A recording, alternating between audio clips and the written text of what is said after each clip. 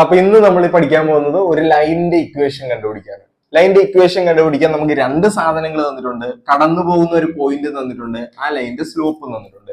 പോയിന്റും സ്ലോപ്പും തന്നിരിക്കുന്ന കാരണം നമ്മൾ പോയിന്റ് സ്ലോപ്പ് ഫോം വെച്ചാണ് ചെയ്യുന്നത്. ഈ ഇക്വേഷൻ കാണാതെ പഠിക്കണം. ഇതാണ് പോയിന്റ് സ്ലോപ്പ് ഫോമിന്റെ ഇക്വേഷൻ.